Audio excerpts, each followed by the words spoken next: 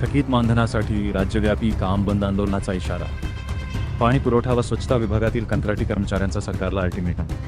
राज्यातील पाणी पुरवठा आणि स्वच्छता विभागातील कंत्राटी कर्मचाऱ्यांनी थकीत मानधनाच्या प्रश्नावर आता आक्रमक भूमिका घेतली आहे.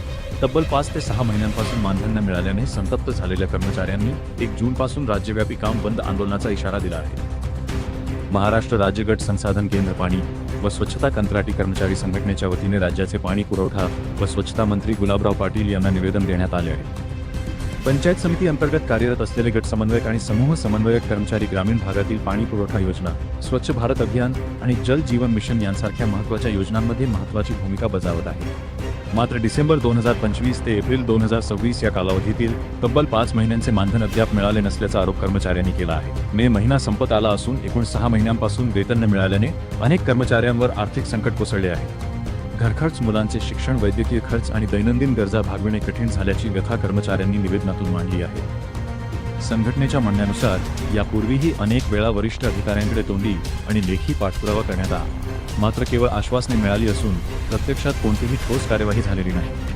संघटनेने शासनासमोर 2 प्रमुख मागण्या ठेवल्या आहेत. प्रलंबित संपूर्ण मानधन तात्काळ कर्मचाऱ्यांच्या बँक खात्यात जमा करावे. मानधनाचा प्रश्न कायमस्वरूपी निकाली काढण्यासाठी ठोस निर्णय घ्यावा. मागण्या मान्य न झाल्यास 1 जूनपासून राज्यव्यापी आंदोलन छेडण्यात येणार आहे.